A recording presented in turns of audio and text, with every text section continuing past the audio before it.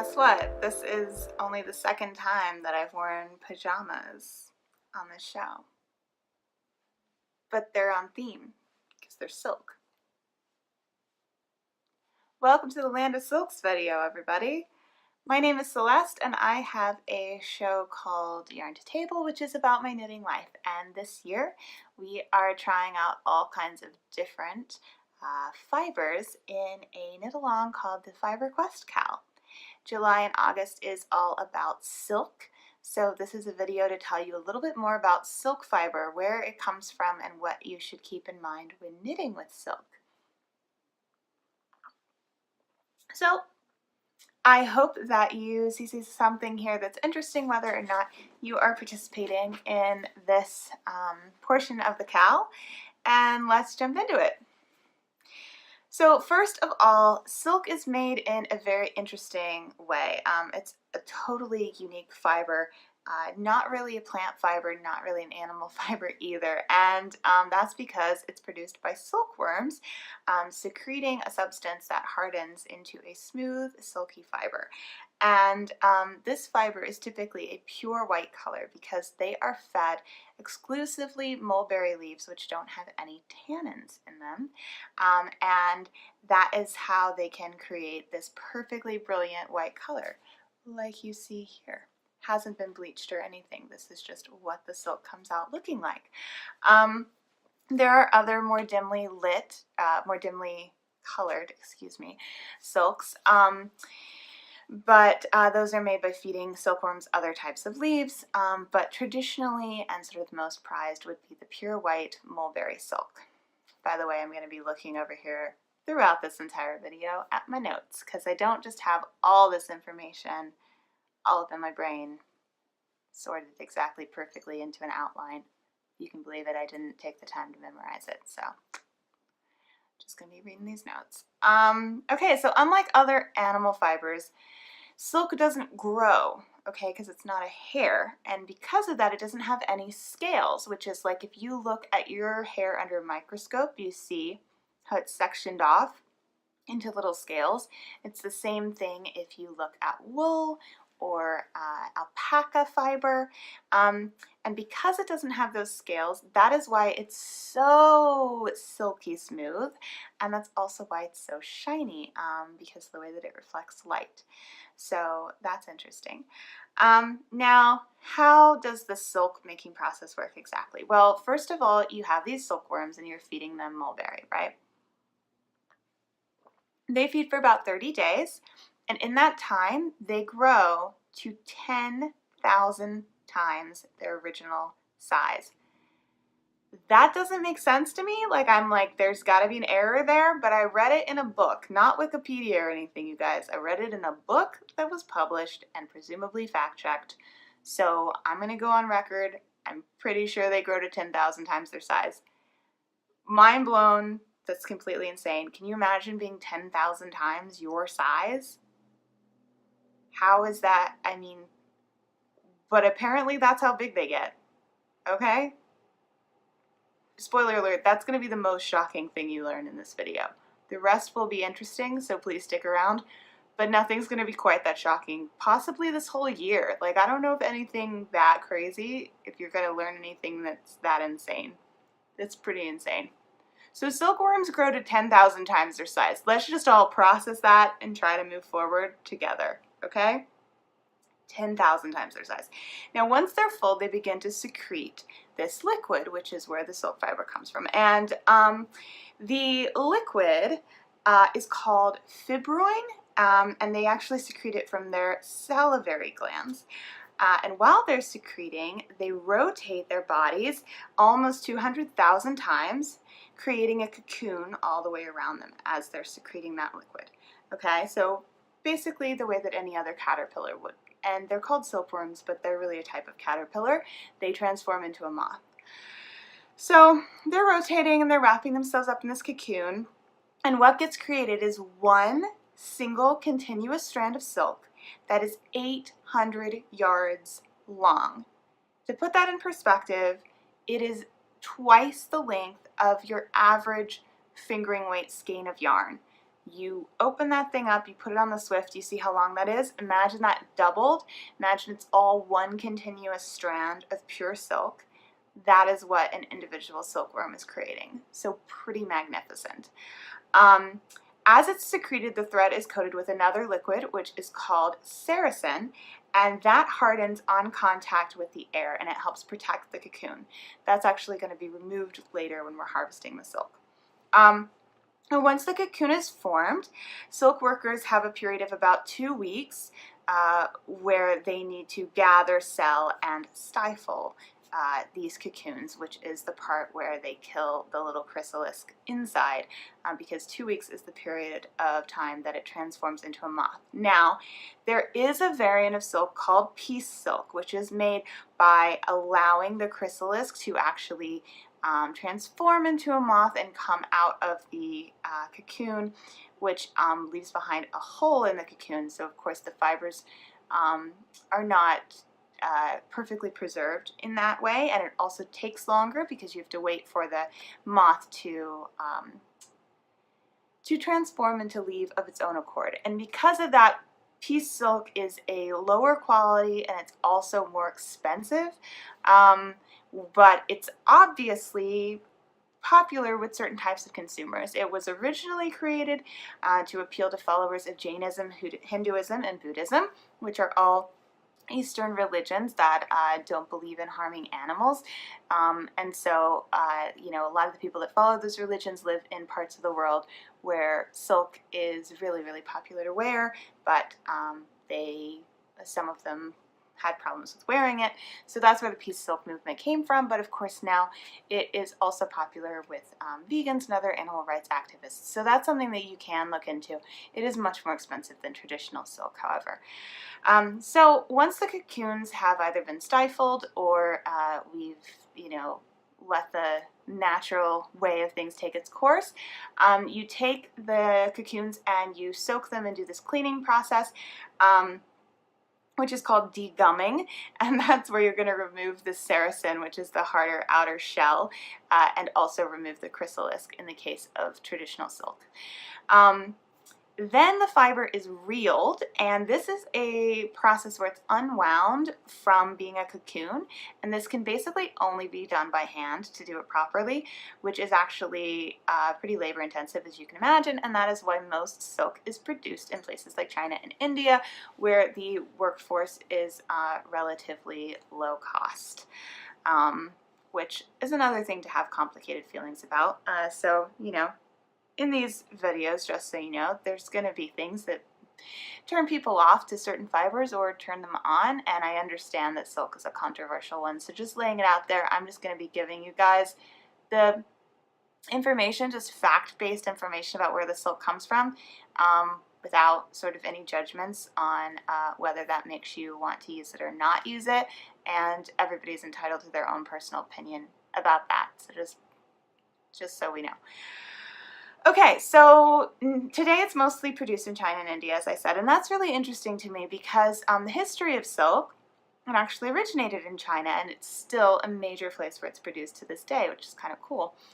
So silk production began in China 4,000 years ago, which is really incredible. It's not as long ago as we started using wool and alpaca, but wool and alpaca are obviously kind of a more obvious thing to use. Same with plant fibers like cotton.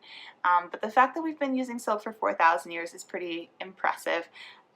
And China was actually able to keep this technology secret for about 3,000 years.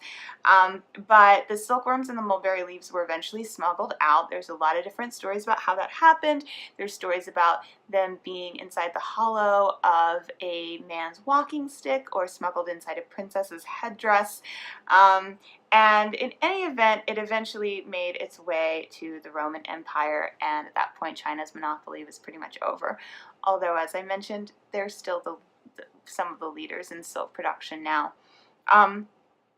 So there are 3 grades of silk. There's reeled, spun, and noil, okay? So reeled is the finest, and that is where, you know, when your hand, I mean, most processes are hand reeling to begin with, but the reeled silk is the longest most perfectly intact fibers that are collected from that process. And they're actually typically used in industrial weaving. It's not very practical to use those fibers for knitters, simply because they can be really, really slippery and prone to snag, and so they just don't make as much sense for handcrafting. The next step down is the spun silk, and it's called spun silk because instead of hand reeling and hand twisting together as you go all these fibers, you're actually taking some of the shorter fibers that are left over from the reeling process, and then removing the really, really short ones, which are called the noils, and taking those sort of medium length ones, carding them, and then spinning them the way that you would in a traditional fiber. And so that's usually made from that waste silk, as I mentioned, but not the really, really small ones. And this is basically the silk that you find from damaged cocoons, either accidentally damaged or the piece silk ones that are intentionally just harvested that way. And a lot of times the beginnings and the ends of the cocoons where the fibers are a little bit more irregular, and sometimes the innermost layer of the cocoon that's next to the chrysalis as well. And then noil silk, those are the really, really short ones. They're not used for spun silk, but they are all collected and they create what is known as noil silk or raw silk, raw being a bit of a misnomer there. Basically just a more rustic silk. It is not as smooth and it's not as shiny.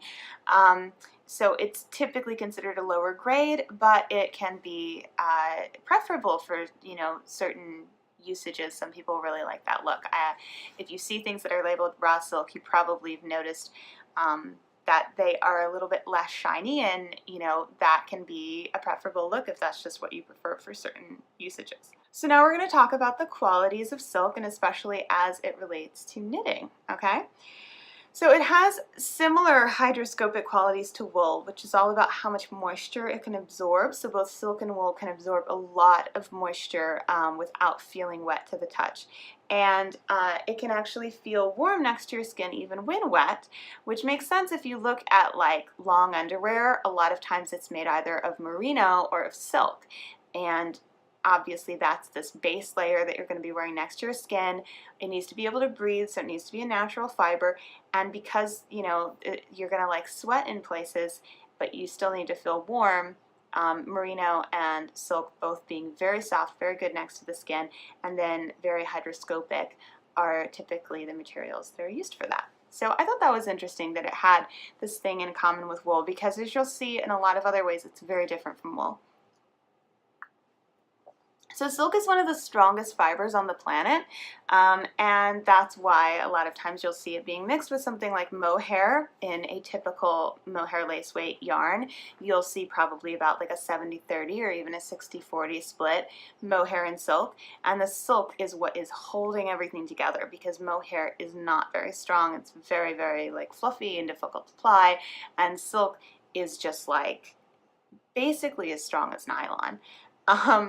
Now, like cotton, it stretches out sort of slowly and then has trouble completely fully recovering in the way that wool can, so keep that in mind. When you're knitting with it, you're going to notice that it's smooth and that it's very slippery, that it has a bit of a bounce, kind of more of a bounce than you might expect, but it also has a drape, so it's just a very unique fiber. Like alpaca, you need to add wool to the mix if you want your ribbing to be anything but decorative, because it's not got that elasticity that wool has. So keep that in mind. If you're looking for something super drapey, silk is a good way to go, but if you need it to have elastic qualities, you're going to need to blend it with wool. Also, like alpaca, there is no elasticity to sort of absorb those small irregularities in the sizes of your stitches, and so for that reason a lot of people prefer to knit it in something like garter or moss stitch rather than stockinette, because tiny little flaws are more visible. So keep that in mind. Use one of those stitches or blend it with wool to hide those imperfections, or just learn to live with the imperfections, but just know that that's something you can expect from silk. Very shiny, alpaca has a bit of that shine without the elasticity, and that's why it shows mistakes more easily than wool, and silk is exactly the same story, but even more so. So the twist that you're getting with silk is really what's going to contribute to how shiny it looks. So silk as an individual strand, it's like glass. I mean, it's so shiny. But the more you twist it in the ply, the less shiny it's going to look. However, it's also going to keep it from being as slippery and keep the fibers holding together more. So that's sort of your compromise there with how high the twist is. And another way that you can help offset, you know, if you're doing like a really less twisted, really shiny silk that's showing that element off, you can go for a tighter gauge, and that's going to help hold everything together and keep it from kind of falling apart. Now, you may find that you need to use much smaller needles even to obtain the same gauge that you're used to with other fibers. Because of silk slipperiness, a lot of people find that they need to size down even more just to get the gauge that they're used to. So make sure that you're doing a gauge swatch, especially if you're using something with a higher silk content. You may also find that you prefer duller tipped needles. You may find that you prefer wooden or bamboo needles to metal. This might not be a high sharp situation. The duller tipped needles are going to keep you from getting as many snags. Silk is prone to snag. And then obviously it's so slippery that some people find they don't like knitting silk on metal needles because they can lose their stitches just slipping right off the end there. So that's just all stuff to experiment around with, find your personal preference. So that's everything that we have to hear about silk. I hope you guys found this video informative and interesting, and that you'll join me in the FiberQuest KAL for the Land of Silks. If you need to know more information about the KAL, I'm linking below the playlist that has the general info video, as well as info on the other fibers that we've done so far, in case you're curious about those. And you can follow the link to the Ravelry group to find all of those forum threads, which are going to have the rules, and that's where you're going to be posting in the chatter and in the finished object thread to participate.